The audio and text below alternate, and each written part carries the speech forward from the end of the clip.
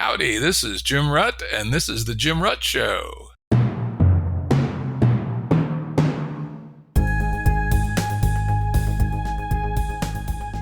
Listeners have asked us to provide pointers to some of the resources we talk about on the show. We now have links to books and articles referenced in recent podcasts that are available on our website. We also offer full transcripts. Go to jimruttshow.com. That's jimruttshow.com. Today's guest is Yaroslav Trofimov. Yaroslav is the chief foreign affairs correspondent of the Wall Street Journal. He has covered the Taliban takeover of Afghanistan in 2021 and has been working out of Ukraine since January 2022. He joined the Wall Street Journal in 1999 and previously served as Rome, Middle East, and Singapore-based Asia correspondent, and as bureau chief in Afghanistan and Pakistan, and as Dubai-based columnist for the Greater Middle East. He's the author of two previous books, Faith at War and Siege of Mecca. We're going to talk about his new book today. You can also learn more about him on Twitter at Yarotrof,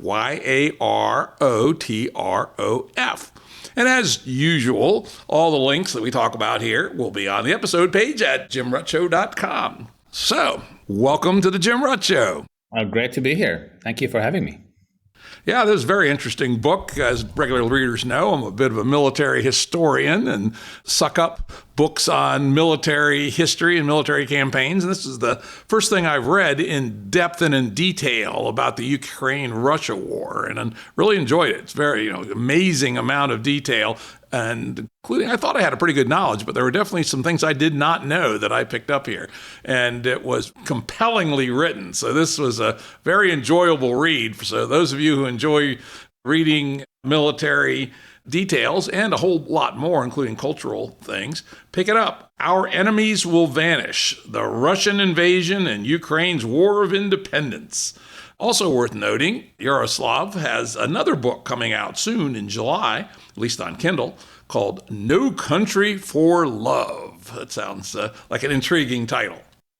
Yeah, well, it's about the same country, unfortunately, that has had more than one war. So the novel is set in between 1930 and 1950, and it's kind of based on my family's story in the middle of World War II. So let's go back to the current one, as this war is still raging. All right. Our Enemies Will Vanish is also sort of very autobiographical because I was in Ukraine from the first day of the war and of the full-scale invasion in 2022, and really traveled to all the hotspots that I could and across the through the front lines. Spent a lot of time with various units and really tried to write a history of this war, the bloodiest war Europe has seen since World War II, both on the ground level, sort of as experienced by grunts in the trenches, by civilians who have to leave their homes, but also on the policy level. So combining this with interviews with movers and shakers all the way up to Washington, London, and obviously Kiev. Yeah, you talked to Zelensky himself, right? So it was... Zelensky and Boris Johnson, President Macron, and top people in Washington. So a lot of research and reporting went into this book. Cool. Before we hop into it, regular listeners know I usually don't do a lot of biography with my guests, but your biography is probably a bit more relevant here than usual. Maybe give a very short version of your life story up till now. Well, I was born in Kiev. I'm born and bred in Ukraine. But then when I was a child, my parents moved to Madagascar. It's an island off the eastern coast of Africa, a former French colony. So I spent a large chunk of my childhood there. My dad was teaching at the university. And then after that, we came back. And when the Soviet Union was collapsing, I moved to New York. And from New York, kind of bounced all over the world, as you said, joining the Journal in 1999. And, it's been now, a quarter of a century of covering pretty much every major conflict on the face of the planet since then, which was a very different proposition from covering a conflict in my own country, the country where I was born, and where, for me personally, the stakes were very different. And the risks I would be taking also were higher just because, knowing the language and knowing the country, knowing its history, I felt like I had more of a mission to explain and to report on what was happening, because I probably had more access than most people to a lot of these areas. Yeah, and you did it. You got down to it. I mean, as we'll get into, you were right near the edge of many of these interesting and dangerous events that occurred. But before we get into that, again, for our audience's sake, maybe you could give us a quick history of Ukraine and at least a little bit about its relationships with Russia and the Soviet Union. Maybe we'll start off with the Kiev Rus, which kind of started the whole thing rolling. And not in the great detail, but just hit the high points. I think kind of to understand the roots of this war, you have to understand the basic proposition. In Russian historical tradition, Ukraine does not exist. If you listen to Putin, he would tell you, as he told Tucker Carlson, that Ukraine is a made-up, invented country. The Ukrainian language was made up by the Austro-Hungarian General Staff.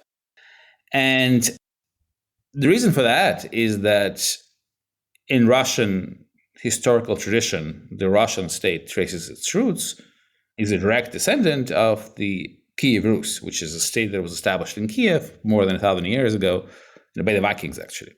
And that was a state that covered much of today's Ukraine, Belarus, and Russia for centuries and centuries before Moscow even existed. Moscow was, a forest. Yaroslav, after whom I'm named, was Prince Yaroslav the Wise, the Prince of Kiev, who built the St. Sophia Cathedral in the 10th century. And both Zelensky and President Putin, are named after Yaroslav's father, Prince Vladimir in Russian, who brought Christianity into Kiev. So the acknowledgement of the existence of Ukraine as a separate nation really undermines the founding myth of Russia.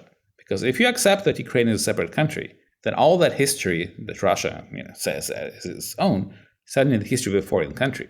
And then Russia is kind of really starts in the 17th century. So that's unacceptable to the Russians, who see themselves as the inheritors of the Roman Empire. The Russian official historiography says we are the third Rome. The first was Rome, the second was Constantinople and Byzantine, and we are the third. And therefore, you had centuries and centuries of Russian efforts, state efforts, to eliminate Ukrainian identity. The Ukrainian language was banned in the 19th century. And Ukrainian culture. And this war today is the latest in a centuries-long attempt to wipe out Ukraine as some kind of separate culture and a separate people. And there's some other interesting details about all that history, which, as I was doing my research the last couple of days, brought back to mind, which is while Ukraine and Russia were together for a long time at Kyiv, the Golden Horde came through and basically conquered much of what is currently Ukraine, as I understand it. And then Poland and Lithuania came and drove them out and conquered Ukraine starting in the 16th century. And I had forgotten, the last part of the Golden Horde wasn't finally driven out until 1783. The Khanate of Crimea was driven out by the Russians, or at least argued to be the Russians. So extraordinarily complicated history. That was really the pivot, because basically what happened is that when the Golden Horde came and overwhelmed much of Eastern Europe, it then retreated from Ukraine and Belarus. And Moscow, the little principality of Moscow, became the principal tax collector for the Mongols and the Tatars. And that's the source of Moscow's rise. They were the agent of the Golden Horde. And a lot of the modern Russian state structure, from its postal system to even the names for the words like currency and customs, actually are Mongol words. They inherited the structure of the Tatar-Mongol state that they overcame. And a lot of Russian nationalists today will tell you that we are the real heirs of Genghis Khan, of the great Mongol Empire. Whereas Ukraine got absorbed into, through Poland, into a very different legal and civilizational system. Ukrainian cities were living under Magdeburg law, which was a legal code, that came out of Germany, and where the concept of citizens' rights was enshrined. There were no citizens' rights in the Mongol Empire or in the early Russian Empire. There were complete autocracies. It makes a lot of sense. And then briefly at the end of World War I, when Russia had its revolution, Ukraine had a brief period of independence then. Right. Ukraine was never fully controlled by Russia. The reason why Ukraine managed to maintain its culture, despite the bans and despite the persecution, is because a big chunk of Ukraine was in the Austro-Hungarian Empire. And Ukrainians were among the most loyal citizens of the Habsburg Empire because they had rights there. They could, send their lawmakers to parliament. There was a university in Lviv that allowed the Ukrainian culture to be preserved and flourish. And so the two parts of Ukraine, the Austrian Ukrainian, the Russian-controlled Ukraine, united briefly in 1917, 1918. And an independent Ukrainian state indeed existed until the communist Russia, quashed it in 1920. But it quashed at a price, because the Bolsheviks realized that the only way they could control Ukraine is by making significant concessions to Ukrainian language and Ukrainian culture. And so in the 1920s, Ukrainian became a state language in Ukraine, and Ukrainian education was mandatory. And there was a period of so-called Ukrainization until about 1930, when Stalin reversed it and executed a large part of the Ukrainian cultural elite, and then organized an artificial famine to kill millions of Ukrainians. Yeah. And then later, interestingly, two of the leaders of the Soviet Union were Ukrainians, Khrushchev and Brezhnev. Well, we can argue to what extent Khrushchev was Ukrainian. He certainly had some Ukrainian blood. He came from Russia, but from the Kursk region, which is pretty close to the Ukrainian border. Brezhnev was from Ukraine, from the city of Dnipropetrovsk, though he was from an ethnically Russian family, but he certainly was a native of Ukraine. And we can argue that Gorbachev, too, came from the Northern Caucasus, which was heavily Ukrainian. Certainly his accent was to a Ukrainian ear very Ukrainian when he spoke Russian. So Ukrainians did play a significant role in the Soviet leadership. At the same time, Ukraine also had a very bloody and messy insurgency campaign against the Soviets from 1944 to about 1954 after Stalin's death. So again, just to highlight, very complicated relationship between Ukraine and Russia. And lots of Ukrainian people lived in Russia. Russians lived in Ukraine. Ukrainians speak Russian, some of them, so the story is quite complex, right? I think what is complex is the idea of what is a Ukrainian. That's something that really changed in the last 30 years, and it's hard for a lot of people, especially in Russia, to understand. Ukrainian used to mean ethnicity, people who speak Ukrainian, come from Ukrainian roots. And the Ukrainian nationalism in the 1930s, like most nationalisms in Europe, was pretty toxic, sometimes anti-Semitic, certainly very ethnic-based, and led to some horrible violence against Jews, against Poles, against other minorities, like many other such movements in Europe between the two world wars. Ukrainian nationalism, as it was reimagined in the 1970s, 1980s, was a completely different kind. It was in part a product of Ukrainian dissidents sharing the same prison camps as Jewish refuseniks, as other Soviet freedom fighters from the other sort of Soviet republics. And the idea was that for Ukraine to be viable, it has to be inclusive. And so at independence, a decision was made that anybody who lives in Ukraine, no matter the religion, the bloodline, the physical appearance, the language they speak, is a Ukrainian if they work towards the benefit of Ukraine. And so somebody like President Zelensky, whose parents are Russian-speaking Jewish Ukrainians, would not be considered a Ukrainian under the Soviet rules. His ID document would say Jewish, not Ukrainian. But now in the modern Ukraine, nobody even speaks about that fact, or the fact that Ukraine's current defense minister is a Muslim. The head of the armed forces, General Syrsky, is actually an ethnic Russian, originally from Russia. But they all work for the benefit of Ukraine, and nothing else really matters. So it's really a very American concept of citizenship, not something usual for European countries, where the idea of who's German is, until now, for example, based on German origin and sort of his blood and soil and bloodline. Yep. So that's an attempt to build, as you say, a much more American style. You're a Ukrainian because you say you're a Ukrainian, right? And you adhere to the Ukrainian nation. Right, and it's not just an attempt because it really worked. I think that there's no way Ukraine would have survived this war and fought so ferociously against the Russian invasion if it had discriminated against its minorities or its, because people would have flipped sides.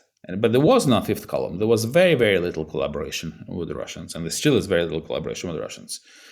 And, as I describe in the book, interviewing the mayor of Kharkiv, the biggest Russian-speaking city in Ukraine, he was telling me this interview in a subway, underground shelter, the only safe place to be at the time because of constant artillery barrages on Kharkiv, that the Russian-speaking Ukrainians that are actually the most patriotic Ukrainians now and the ones who are most fiercely alienated from Russia because they're the ones for whom war has a real meaning. For them, war was loss of their homes, loss of their relatives, of their friends, whereas people in Western Ukraine that are traditionally thought of as more nationalistic, fortunately for them, mostly saw war on television.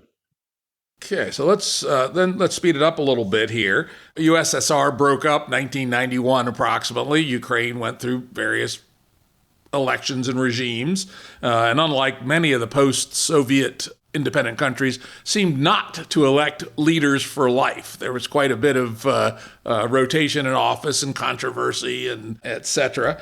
And then in 2004, there was the Orange Revolution. Tell us about that. The Orange Revolution was really the expression of this Ukrainian spirit of not accepting authoritarian rule.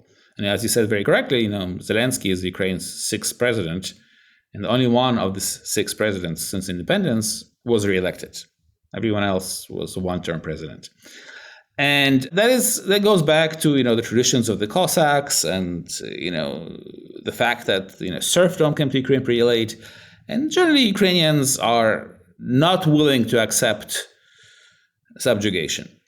And in 2004, when the prime minister in charge tried to steal an election for president, people rebelled, came out on the streets, and very peacefully, without a single person killed, without a single window front broken, achieved change. The Supreme Court had to intervene, another round was called, and an honest election was held.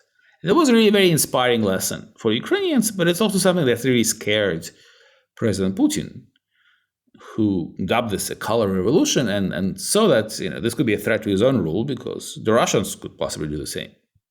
Yeah, in fact, he still references color revolutions, as do the Chinese from time to time, as the thing to be feared, which is the people saying enough. Absolutely. But obviously, what happened in Ukraine after that is that the pro-Western campaigners who won the election then fell out among themselves, and the government that they had was corrupt and inefficient. And the loser of the Orange Revolution, former Prime Minister Yanukovych, won the next election cleanly, legitimately, and then attempted to steer Ukraine towards Russia. He won the election on like every other Ukrainian president on promises of, bringing the country closer to the European Union. But then he flipped. He just did this massive about turn, signed the deal with Russia, and then hundreds of thousands of people came out on the streets in 2013 for what is known as the Maidan Revolution. That really spelled the end of his rule at the end, once he decided to use force and open fire on protesters, but also triggered the war with Russia. Because let's not forget that this is not a 2-year war. The military conflict with Russia is more than 10 years old now.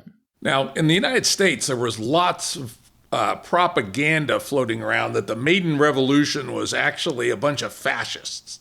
And I looked into it, and that does not appear to be true. But there apparently were some that were involved. What was the actual story there? Well, the revolution itself was sparked by a Facebook post that was made by a journalist of Afghan origin. His name is Mustafa Naim.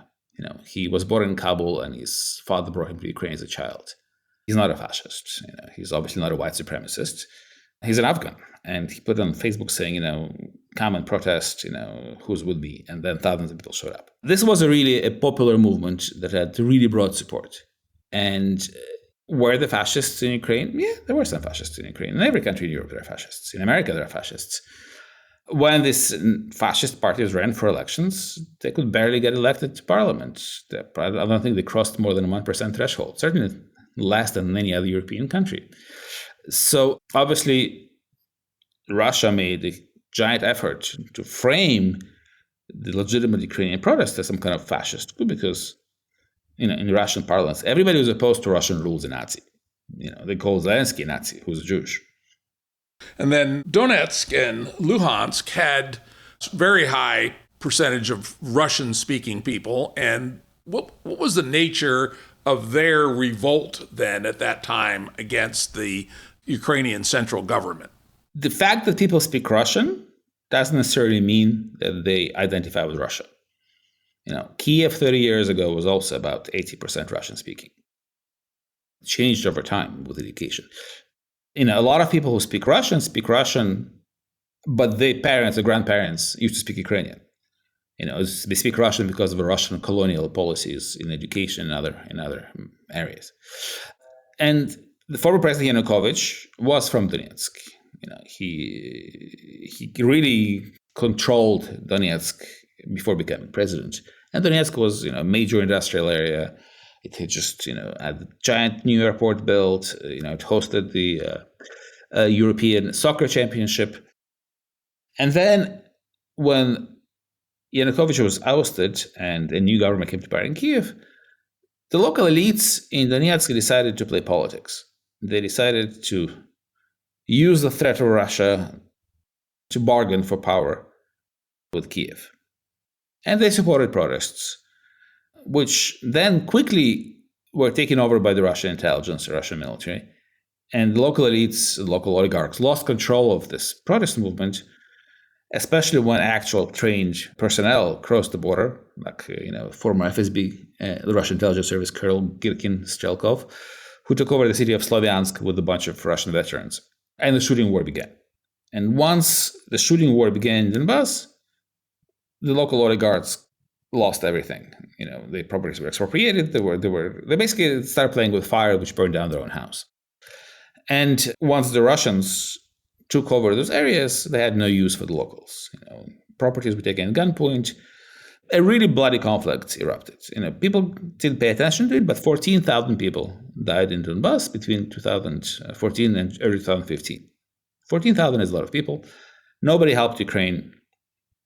President Obama refused weapons. He famously said at the time that there's nothing the U.S. can do to prevent the Russian elimination of Ukraine, full stop. His priority was different, to work together with Russia on the Iran nuclear deal. And, the Russian narrative of the Ukrainian nationalism as some kind of, illegitimate, possibly, with fascist coloring movement was strong, as was the Russian insistence that, the uprising in Donbass, in Donetsk and Luhansk is some kind of local farmers and, miners and tractor drivers, as opposed to actual Russian personnel across the border without insignia. And it's only years later that the truth came out. And so Ukraine had to sign a humiliating deal in Minsk, in the Belarusian capital, in February 2015, under which it accepted de facto Russian control of much of Donetsk and Luhansk. 1/3 of the territory, but the majority of the population. And this 8-year period of Russian rule there began. And in a way, this was beneficial to the Ukrainian cause, because every sympathizer with Russia inside Ukraine saw what it means to be living in the Russian world that Putin promotes. And if people were imagining in 2014 that the Russian world meant higher salaries, better jobs, prosperity, they saw that Donetsk and Luhansk became economic wastelands. Jobs disappeared, services disappeared, there was violence in the streets, and people started leaving. And by 2022, the majority of the population in Donetsk and Luhansk under Russian occupation had fled to Ukraine, to Russia, to Europe, mostly to Western Europe. And I remember driving around in Kharkiv just before the war, and people were telling me, okay, well, we used to kind of think Russia is okay, but now we have 100,000 refugees from Donbass living among us. And they're telling us how horrible it was. So we certainly don't want it in our own city, because there it's war and here it's peace. And I think this was, in a way, some sort of inoculation for a lot of Russian-speaking Ukrainians. it also produced a lot of, as I recall from your book, a lot of, as you said, sorting, that the pro-Russian people, even in the parts of Ukraine not occupied by Russia, either left and went to Russia or moved to the occupied regions. Well, not that many. So I think the number of people who moved to Russia or the occupied regions was pretty small. It was, a lot of the activists and a lot of the FSB agents and who were involved in violence or with the previous government, like this, the riot police of Yanukovych. So they did move, but we're talking about hundreds, maybe thousands, certainly not large movements of people, whereas millions of people fled Russian occupied areas of Donbass. So then, between 2015 and 2022, there was a kind of low-level frozen conflict with desultory artillery shots back and forth, but not a lot of people killed. Yeah, exactly. I mean, if you look at what was happening under President Zelensky, who was elected in 2019, I think the total number of civilians who were killed in Donbass in a year was usually counted in a dozen or even less. So it was certainly a very low-intensity conflict. However, the potential always remained for it to become high intensity because the Ukrainians had dug in and had fortifications, and the Russians were quietly building up, the military structure there, and regular Russian commanders were in charge of the units made up of local recruits, and both sides were aware of the fact that sooner or later a full-scale war could break out. And so why did it happen? American intelligence was reporting buildups late in 2021. What, if anything, changed to motivate the Russians to say now is the time to attack? Well, it's hard to say exactly, what was in Putin's mind because, Russia is a much more autocratic society now than the Soviet Union ever was. When the Soviet Union decided to invade Afghanistan, the Politburo of the Communist Party had long debates, the transcripts of which emerged later, weighing the pros and cons. Okay, they made the wrong decision and they still invaded, but at least there was a discussion. In this case, hardly anyone, not even the Russian foreign minister, Lavrov, knew that Putin had decided to invade Ukraine, take over Kiev.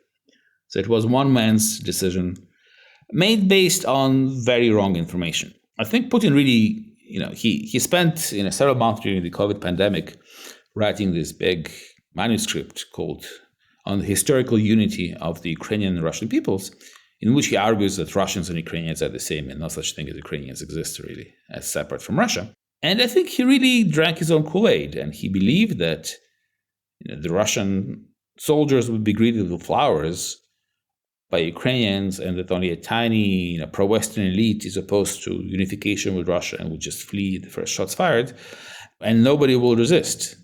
And certainly he had reasons to believe that nobody in the West would resist seriously. He watched the debacle with the American exit from Afghanistan. I was also in Kabul when the Taliban walked into my hotel in August 2021. He watched how the Afghan president, Ashraf Ghani, fled without putting up a fight for the capital. And I think he decided that, on one hand, it will never get better as far as the international environment. And on the other hand, the time was working against him. Because, with every year, the new generation of Ukrainians was growing more and more distant from Russia. Since 2014, Russia stopped being kind of the natural place where the Ukrainians would go to work, on holidays, because it was much easier to go to Paris or Brussels or Vienna because there were no visas anymore for Ukrainians to go to the European Union. There were cheap budget flights. You could, spend $29.99 and, fly for a weekend in Paris from Kiev. This confluence of those two factors combined. And if you look at the war plan, look at how small was the force that Putin sent to invade Ukraine, about 200,000 troops, it didn't make any sense if you expected actual resistance. It was clearly insufficient for what is the largest country in Europe after Russia by landmass. Yeah, in fact, I looked it up. It was in your book. I checked some other sources as well. And the Russian invasion force was perhaps only 150,000 people versus the Ukrainian active duty military, which was 200,000. So Exactly. Yeah. And those of us who've studied military history know the attacker needs a ratio of 2-to-1 at least, and better 3-to-1 if it's going to attack. And they attacked on many fronts simultaneously. So clearly somebody was thinking there would not be any serious response. Also, Ukraine had a quite large reserve force that it could call up, and it did. By July 2022, Ukraine had 700,000 people under arms to some degree. So again, the general staff of Russia must have known this. They're not fools, right? Yet somehow they decided to go forward with this very modest attack on many, many fronts simultaneously, so they didn't have any overwhelming force anywhere. So, this is very curious, actually, from a military strategy perspective. Well, I mean, you need a larger attacking force if you are fighting a peer or near peer opponent. I mean, you don't necessarily need it if you have massive military superiority. I mean, when the U.S. invaded Iraq, the Iraqi army was much larger than what the U.S. had. The first time, Yeah. The first time, the guys, we actually built up a force almost as big as the Iraqi army, and of course, much, much better in sophistication. But in 2003, the U.S. force was much smaller, but it had overwhelming superiority in firepower and in the Air Force, et cetera, et cetera. So it didn't need to be bigger. The Russians never achieved air superiority over Ukraine because Ukraine turned out to have a strong air defense that was dispersed at the last moment and survived the initial Russian onslaught. And the quality of the Russian military turned out to be not as great as the Russian generals were reporting to Putin. They had a small modernized force that was on display in Syria, but the rest of the military was still the old kind of Soviet corrupt military. And the Ukrainians had about 400 people who had fought the Russians in the previous 8 years, who had known how to fight the Russians and were not afraid of doing that. It was quite interesting. I did 4 podcasts, I think, in the first 10 or 12 days after the war started.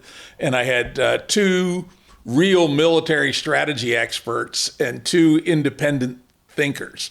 And the military experts all said, Ukraine's done. It'll last 2 weeks, 4 weeks, 6 weeks. The only question is, will Russia occupy the whole country, or will it leave a small rump in the West? While the independent thinkers, including one who was an area expert on Eastern Europe, said, not so fast. The coherence of the Ukrainian people is higher than Putin thinks, and they will resist. For sure. This is going to be a much harder fight. And so it's quite interesting that the experts overestimated the quality of the Russian military, while the people who knew more about the cultural side of things looked at the likelihood of serious resistance. Well, I think everybody underestimated Ukraine, the Russians, the Americans too. If you look at the U.S. government at the time, the American embassy was shut down in Kiev, all the personnel withdrawn. Ukraine was giving, a few dozen Javelin attack missiles and told, have a nice insurgency, goodbye, and good luck. The Ukrainian foreign minister, Dmytro Kuleba, told me that, he was in Washington a couple of days before the invasion began, and he went to the White House to see President Biden and other senior administration officials, and he told me that he felt like he was being given a diagnosis of terminal cancer.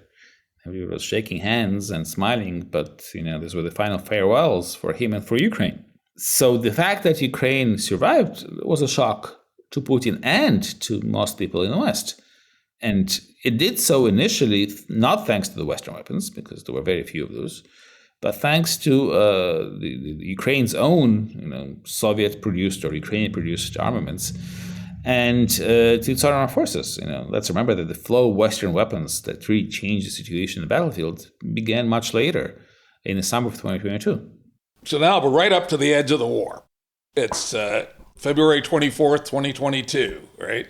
Zelensky was saying right up to the end that war was not going to happen, despite the U.S. having provided him with intelligence that seems pretty compelling. What was up with that?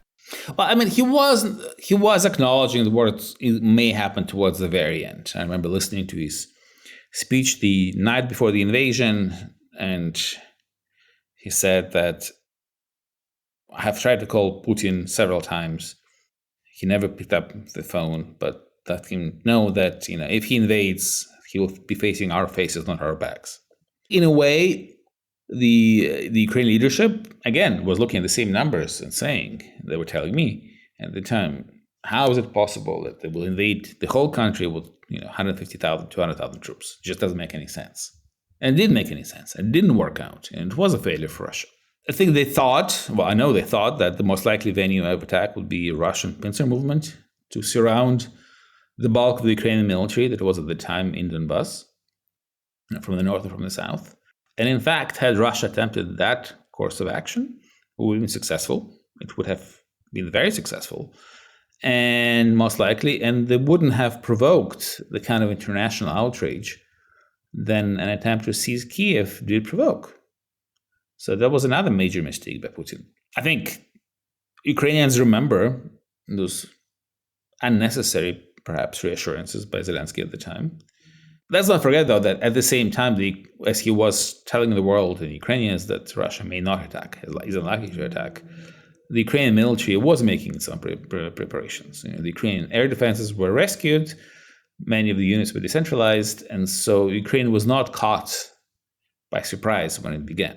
But that is a question that will be debated after the war, and I think there will be an inquiry, and the responsibility will be allotted. It'll be interesting to hear what we find out when we go through the papers. So that now the war actually starts. The first main thrust was down from Belarus towards Kiev on both sides of the Dnieper River. But at the same time, and a lot of Americans didn't notice this, but as a guy who had read a lot of military history, I noticed that there was also the breakout from Crimea. And your book covers that quite a bit. And in fact, actually, there were some new things for me, actually, how far the Russians came up from the south as well. Presumably, there must have been a strategic decision made. We have to forget about the South, let the South take care of itself, and throw everything we've got to defend Kiev. Yes and no. Yes. There was definitely the idea that, if Kiev falls, nothing else matters, which is correct. The resources that were available in northern Ukraine were reallocated to Kiev. But, the Russians had a vast network of agents and, sleepers in the Ukrainian state and the security system, the intelligence system, and they were hoping to activate them on D-Day and have entire regions flip and military units flip. It didn't work, except in the south. In the south, in the Kherson region, the head of the local intelligence, the head of the local intelligence officer responsible for Crimea, and many other security officials did work with the Russians, according to the Ukrainian prosecutors, and they're arrested and awaiting trial now. The governor and much of the other state structure just fled and didn't offer any resistance, and possibly were also working with the Russians. And so the gates were open in the south, and the Russians took advantage of that and moved very, very fast to establish this land bridge to Crimea, mostly in the Kherson region. And again, it goes to show how much power local people and local administrators had, mayors, with bulldozers. Because once the Russians crossed the boundary of the Kherson region into the other one, next one, the Dnieper region or the Mykolaiv region to the north, which had different administrators, different mayors, all of a sudden local officials, started resisting. They put up barricades. The mayor of Kryvyi Rih put, construction equipment to block the roads. And the moment they found resistance, they stopped.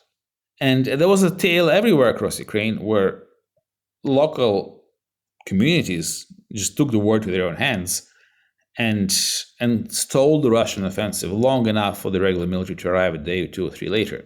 The battles in the city like Voznesensk, or the defense of Kryvyi Rih itself, which is an important city, and where no army units were deployed by the time the Russians arrived there. That was one of the things I did not know, how far north to Kryvyi Rih, how do you pronounce that? Yes, Kryvyi Rih, yes, which is Zelensky's hometown. Yeah, and I had no idea that the Russian initial thrust had gone that far. And if it had fallen, that could have been a really bad thing for Ukraine. Right, and the other thrust was towards Voznesensk, where the first major defeat of the Russians occurred, thanks to the local volunteers and a Ukrainian army unit that arrived a bit later, because That was at the gates of another nuclear station, the South Ukrainian nuclear power plant. And also it was the back door to Odessa. So the Russians were repulsed there, had to retreat many dozens of miles. But the Russians were expecting the same everywhere in the country, sort of the same kind of collaboration and collapse as happened in Kherson, and that didn't happen in the rest of the country. So let's now shift back to the north, where Americans have heard a little bit more about what happened. Tell us what happened over the first couple of weeks there in the north. Well, I think the most important thing happened in the first couple of hours. Basically, when the war began, the Russian plan was to seize the Hostomel Airfields on the edge of Kiev, to put paratroopers there, to secure the airfield, and then to land dozens and dozens of planes with personnel carriers, fighting vehicles, and then a couple of brigades of the most elite Russian troops. And so that airfield was protected by just a battalion of Ukrainian National Guard conscripts. They had the warning of the war, so they left the barracks and put up obstacles in the airfield. And just an hour later, the Russian missiles struck their base and the barracks. And if they hadn't dispersed, they would have been all killed. And then another couple of hours later, on the first day of the war, dozens and dozens of Russian helicopters arrived. Some were shot down, others were not, and the Russians managed to take over the terminal and then much of the airfield. But the battle was long enough for the Ukrainian reinforcements to arrive, Ukrainian artillery to arrive, and the Russian planes that were already airborne never managed to land there. They had, it was too hot for them. There was too much damage to the airfield, and they turned around. And so, had they landed, the gates of Kiev were open. There were hardly any military in Kiev at the time, and had this gambit been successful, it's quite likely that the Russian tanks would have been in central Kiev by the end of the day. That battle really saved Ukraine, and it was touch and go. It was pretty close. That was a key part of the strategy, presumably, on the Russian side. Right. And so once they failed to decapitate the Ukrainian government in the first day of the war, once the Ukrainians had time to mobilize the reserves, to bring troops from elsewhere in the country, to start getting weapons shipments, then the Russians realized that they just moved too fast, too far, and they couldn't protect the supply lines because the Ukrainians were operating in the rear.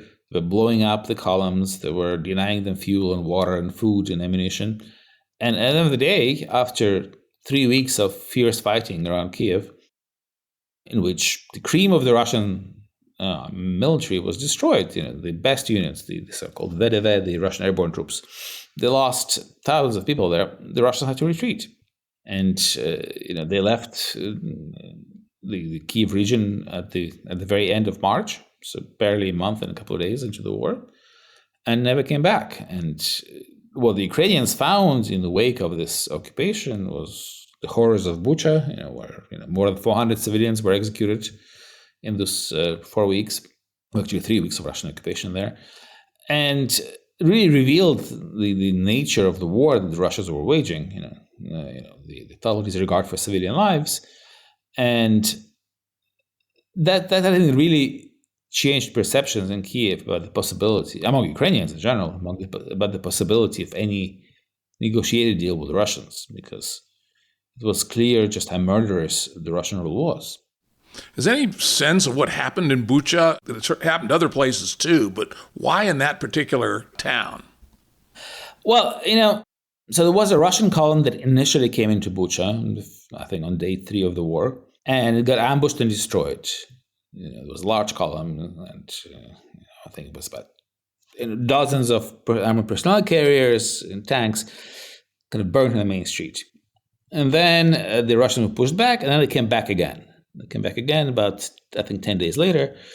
And even though they occupied Bucha, the next town across the river, Irpin, was still a combat area for the rest, actually, for the rest of the campaign. And so they were under fire. They were under artillery fire. A lot of Ukrainian civilians were helping the Ukrainian military in guiding this fire onto Russian positions.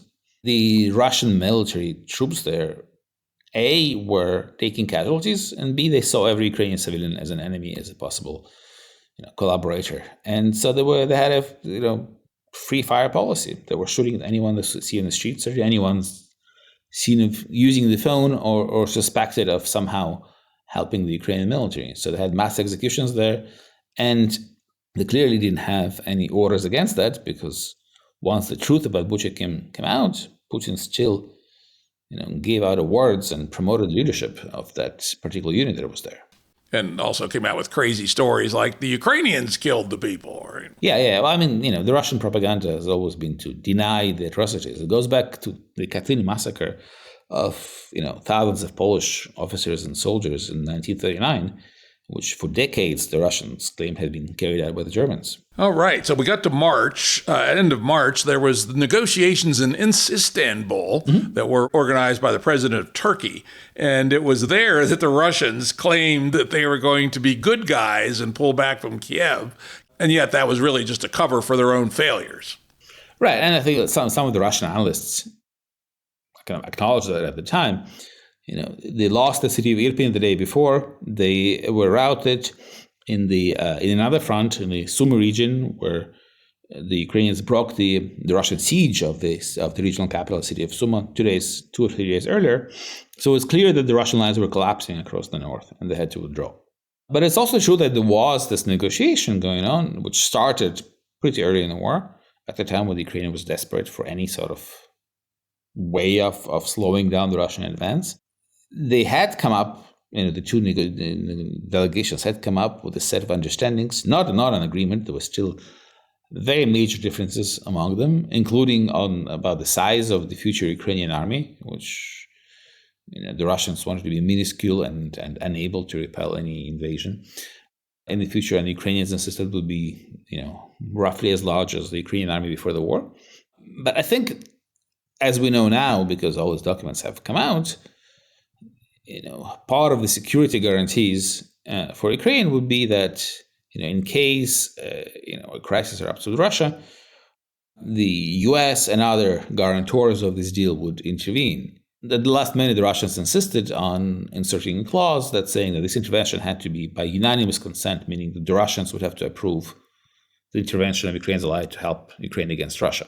So, the Russians kept talking about Ukrainian neutrality, but neutrality to the Russians meant Ukrainian disarmament, because it meant a ban on getting weapons and any other supplies from other countries, which meant that ban on basically having a military, because Ukraine obviously could not produce all that by itself.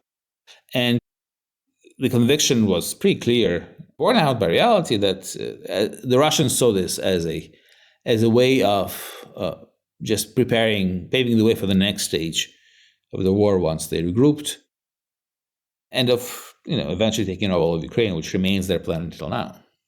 Gotcha. And of course, if I were the Ukrainians, I'd be highly skeptical of security guarantees, because think back, there was the Bucharest memorandum because Ukraine had a bunch of nuclear weapons at the breakup of the USSR, right?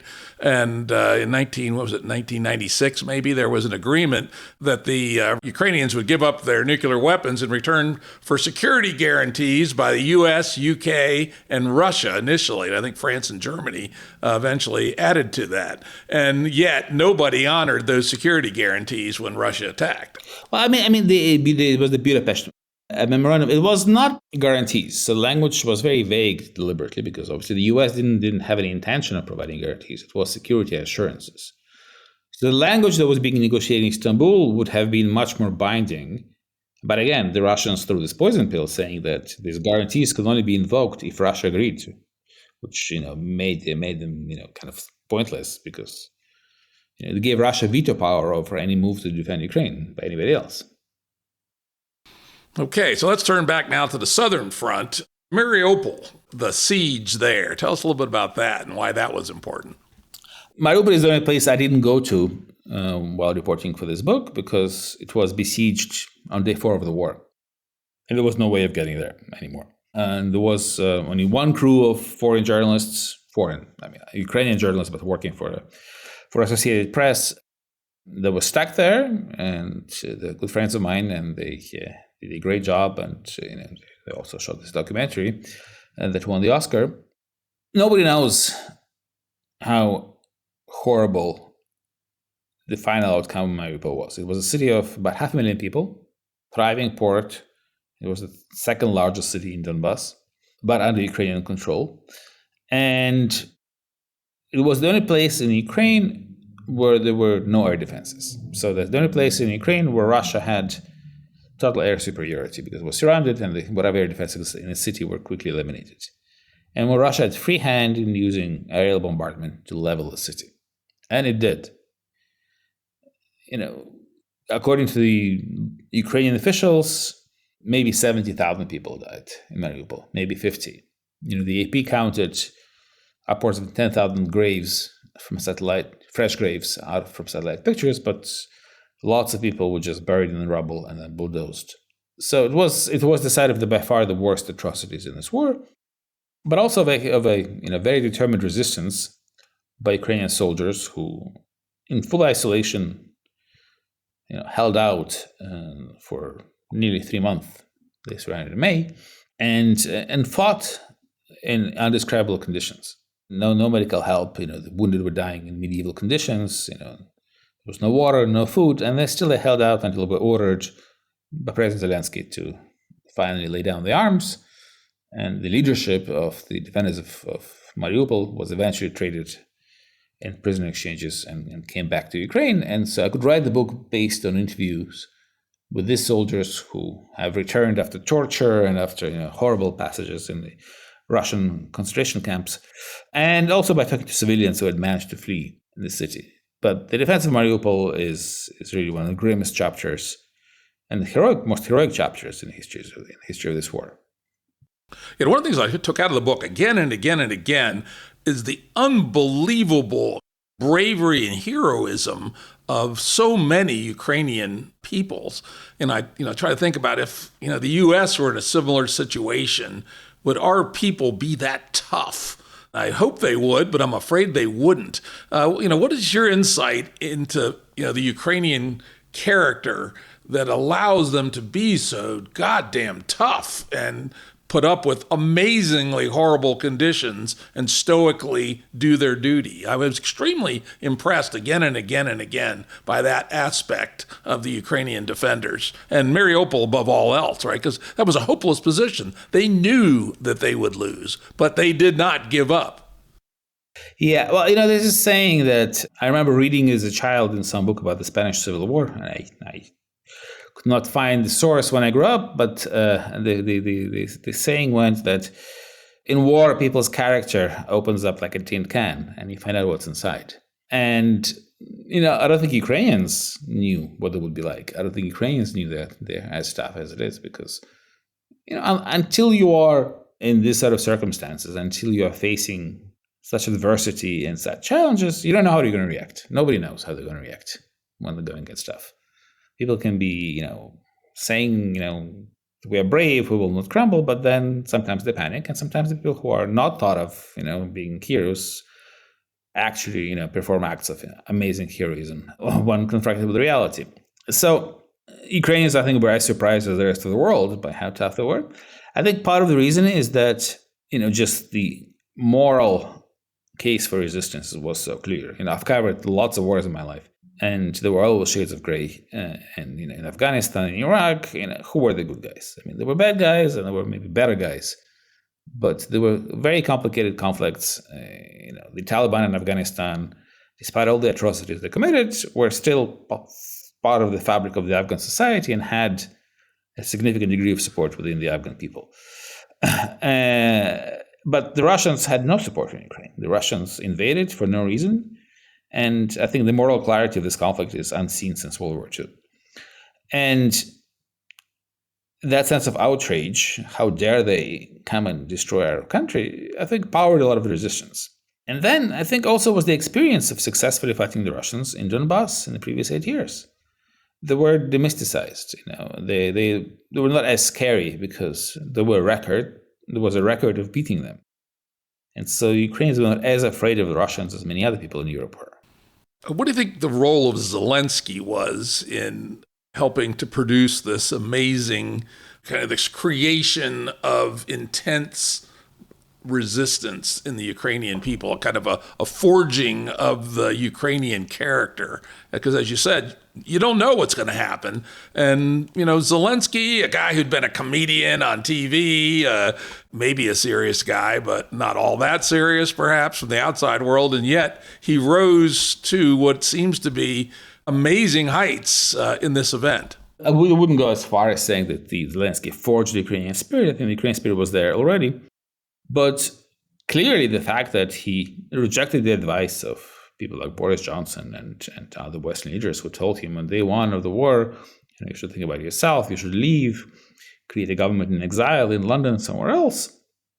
He didn't do an Ashraf Ghani. And my fear when I was in Kiev at the time, I kept thinking to what happened in Kabul just, half a year earlier, and how the entire Afghan state collapsed the moment the president got on this helicopter and flew to Abu Dhabi.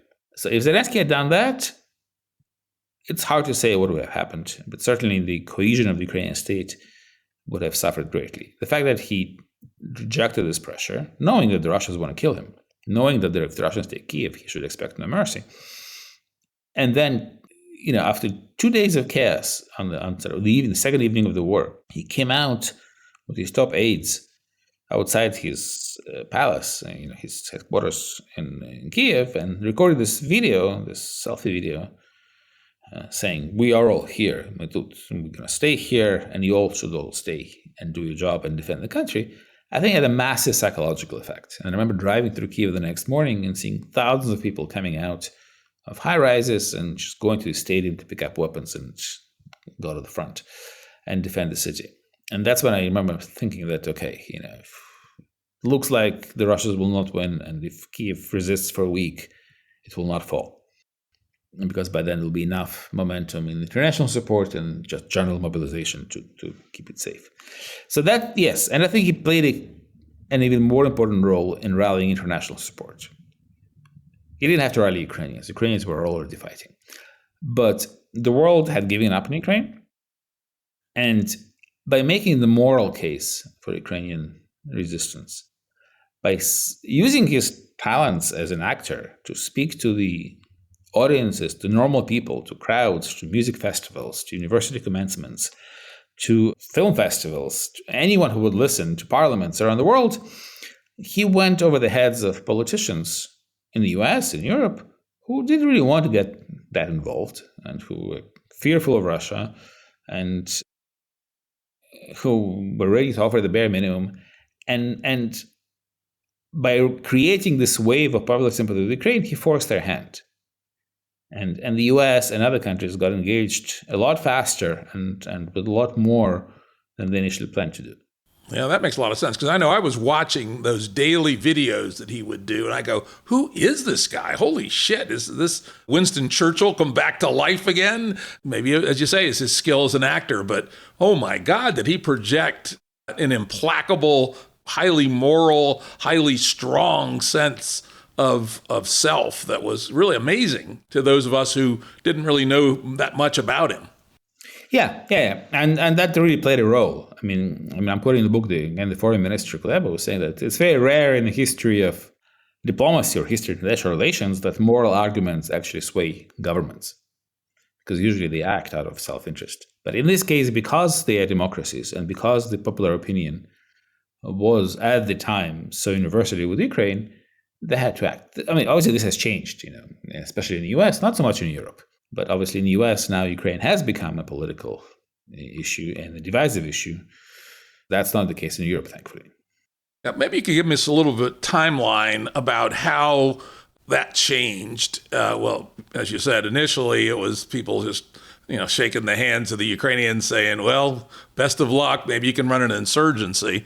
How did that change? What was the timeline there where the West started to decide, slowly at least, in the beginning, to all right, we will invest, we will provide some weapons. How did that unroll? Well, I think the turning point was the Russian drought, the defeat, around Kiev. When the initial Russian offensive collapsed and the Russians had to withdraw from northern Ukraine, this was this sort of, oh my God moment in many Western capitals. The Russians were actually defeated in battle by the Ukrainians. Who would have thought? But then the next phase of the war began for Donbass, and Ukraine was out of ammo and started to lose ground. And that's when first the artillery shipments, then the HIMARS shipments started. And that's also when the historical opportunity was lost.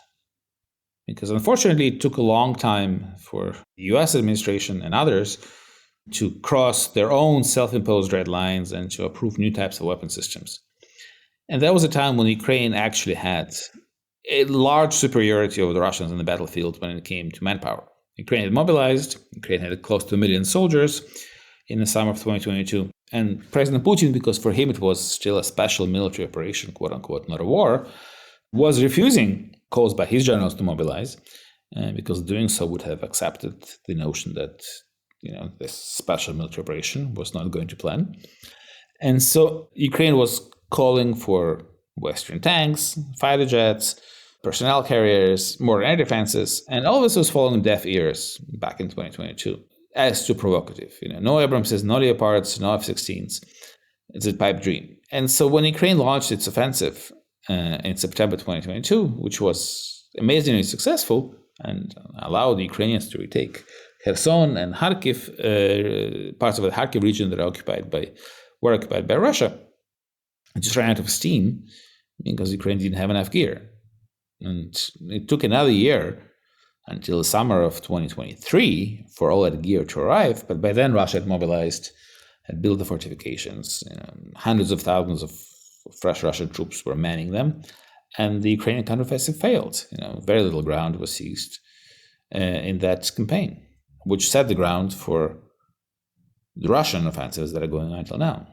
Yeah, of course, realistically, the nature of military logistics would have been very difficult to, even if the decisions were made in a little earlier in April instead of June to bring HIMARS and artillery and stuff. It just takes a while to get that stuff there. And certainly the more advanced systems, there's training requirements, and et cetera. It's hard to see how they could have added much more weight to the August and September counteroffenses under any scenario. I don't know. I disagree with you. The HIMARS appeared in July and were very effective. So, if you take trained Ukrainian soldiers and retrain them for HIMARS, it only took a few weeks, and they were very effective.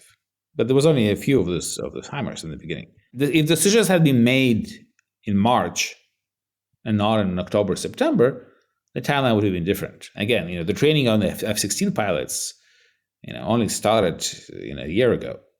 If it started, and they're still not on the battlefield, right? And that's why the Russians are now using glide bombs to great effect. All right, let's now switch back and dig in a little bit into the counteroffensives of August and September 2022.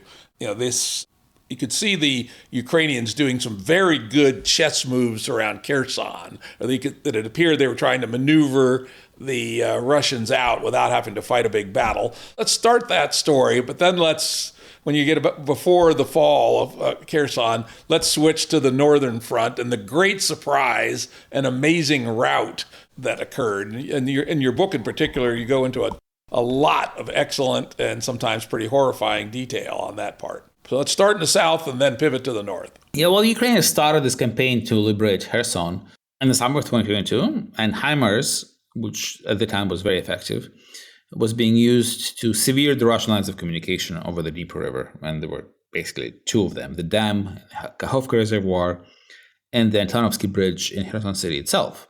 They didn't quite work to completely stop the flow of food and ammunition and fuel, but it disrupted it, certainly psychologically.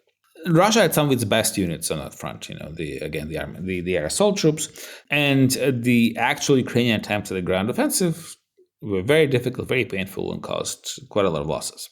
And then Russia, started pulling troops to that area and really exposed parts of the front line in Kharkiv.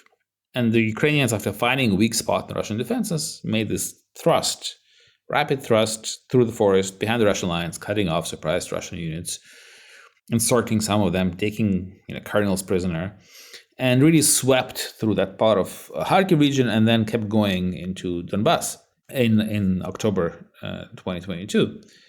It was an amazing victory, and with relatively low casualties. And the Ukrainians, in addition to gaining territory, also captured vast stocks of Russian tanks, ammunition, artillery, you name it. It was a rout by any calculation. And what happened after that is that the Russian troops in Kherson panicked. They panicked, and the fear was that the same could happen there. And so they just withdrew on their own. The decision was made that there was a risk that the Ukrainians could cut them off, as the commander of Russian troops explained at the time, and they decided to leave. And they wouldn't have done that if Russia hadn't suffered this rout in Kharkiv. But the psychological blow was so hard that Kherson kind of fell without much of a battle at the time. And that really was pretty close to the last big change on the battlefield, right? Well, that was certainly the last major change in the battlefield.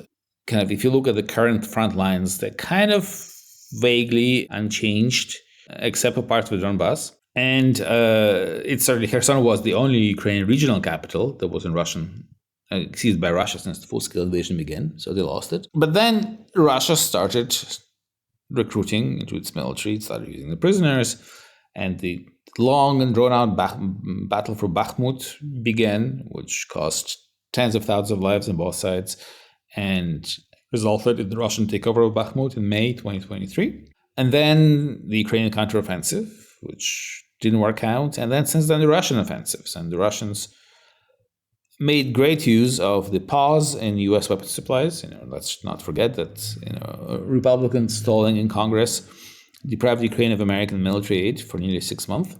And as the Ukrainians were outgunned, the Russians took the city of Avdiivka and keep pressing in that area, still gaining new ground. Yeah, that was an incredibly stupid move by the Americans to, help the Russians by, even though my blood boiled every time I saw that happening. What the hell were these people thinking? We knew what the right answer was. And, there was a majority of Republicans that supported it. There was a small rump of Republicans that were stalling this thing, and it just struck me as one of the. I would say, at the end of the day, the majority of Republican members of the House voted against it. The Republican conference was divided almost evenly, but still with a small majority against continuing it for Ukraine, which again goes to the fact that I think it was really interesting for me to observe the divergence between Europe and the U.S. because Europe also used to have parties, especially on the far right, but also on the far left, that were sympathetic to Russia, sympathetic to Putin before the war. And in most countries, that stopped being the case because Ukraine is a real-life issue for people in Europe. There are millions and millions of Ukrainian refugees. Everybody knows some Ukrainians. Everybody has helped, or in some way, or knows someone who has helped Ukrainians. And it's really hard to be pro-Putin when you're living day-to-day with the victims of his war. Whereas there are very few Ukrainian refugees in America, and it's still sort of an academic issue for many, this sort of political football that is abstract, not part of the lived reality. Yeah, it's just amazingly stupid and ignorant. Because, as I try to explain to people who argue the other side of it, the U.S. support of Ukraine is one of the great return on investments ever, if only in the very cynical view of wearing down Russian military capacity. For 5% of the U.S. defense budget, basically, we're destroying the Russian capacity for war, and the brave Ukrainians are doing all the bleeding. Why would you not take that deal? That's certainly the argument that supporters of the Aid for Ukraine are making. I would add more to that allowing Russia to win after all this time would make Russia much stronger because the Russian military is also, combat experienced in modern ways of warfare now, in ways that Western militaries are not. And so an undefeated Russia would be a much more dangerous Russia than the Russia before the war. And they have built up their arms industries, and they have already hardened their economy to sanctions. So, yes, indeed, if the Russians should win, they will be considerably more dangerous than they were before the war. The nature of war has changed. There are only two countries that have vast experience in modern drone warfare. It's Russia and Ukraine. It's nothing of the kind that the U.S. military and the other military has done. The U.S. military has not fought a war against a near-peer adversary since the 1950s. Yep. And in fact, it's interesting you mention that. I'm doing a podcast later this week with a leading military strategist on what are the lessons learned from the Russia-Ukraine war. And we're going to focus on, electronic warfare, countermeasures, the drone war, the change in focus from the offense to the defense. But the Russians have learned, this is something they always do. They start bad, just like World War II. They got their ass kicked for the first 3 or 4 months, and then they gradually learn and get better at fighting whatever war it is that they're in. So that does appear to be happening to some degree. Yeah, except in World War II, they won thanks to the American Lend-Lease, which is now on the other side. That's true, too. So we just got a few minutes here before we wrap up. What's your prognosis for the future? You've been on the ground, the people, you've got a sense of the issues. Where do you see this thing the rest of this year and into next year? Well, now that the weapons are flowing and now that the Ukrainians are no longer outgunned the way they used to be, they're holding the line, more or less. The Russian attempt to seize Kharkiv is flailing. The Russians were stopped and now they're being pushed back again. The Ukrainians should be able to hold the line more or less through this year and not to sustain any major loss of territory. And in the meantime, the European military industry is building up its capacity. So while the U.S. military assistance, especially ammunition, was critical this year, it will be less critical next year, because by next year, the Europeans could pick up much of the slack. So I think the biggest challenge is, for both countries really, is internal stability. Because both societies, both economies, both political systems are feeling the strain of this war. And, it's kind of like World War I. The one that cracks first from within will be the one that loses the war. Interesting. And what do you think the relative states of Ukraine and Russia are with regard to being able to stay the course? Well, Ukraine is a democracy, so the strains within are more visible. There is criticism of President Zelensky now, more than there used to be. He was certainly blamed for the failures in Kharkiv a couple of months ago. He had a very public disagreement with the commander of the armed forces, General Zelensky, whom he fired earlier this year. So, but that doesn't mean that the strains in Russia that are not visible are not deeper or stronger. The uprising by the Wagner founder Prigozhin last year was not something most people predicted, and yet it shook the system to the core. As people in the intelligence community like to say, countries like Russia are hard but brittle. And so the possibility for a massive upheaval is always there. Putin has been firing a bunch of people in his defense ministry lately also, which is probably not a good sign. Well, again, because there's been a lot of pressure from rank and file about the poor performance of the Russian military. Now, how does this thing end? What do you see as possible endgames? I think there are many ways how this could end. I think the most likely way it ends for now is that the conflict gets frozen along something resembling current lines, just because everyone is exhausted. It's hard for me to imagine a long-term solution because Putin still hasn't given up on his goal of conquering all of Ukraine. He keeps saying about that. And so I don't think it ends as long as Putin's in power. So it may simmer down to a frozen conflict, kind of like post-2014, perhaps worse, and then we just don't know. Exactly. I think fundamentally Putin and people around him haven't given up on the idea of taking Kiev. All right. Well, I want to thank Yaroslav Trofimov and his very interesting book, very well written, by the way. This thing is fast-paced and very enjoyable. Our Enemies Will Vanish, the Russian Invasion and Ukraine's War of Independence. I want to thank you for a very interesting conversation. Thank you for having me. Yeah, this was great. Audio production and editing by Andrew Blevins Productions. Music by Tom Muller at modernspacemusic.com.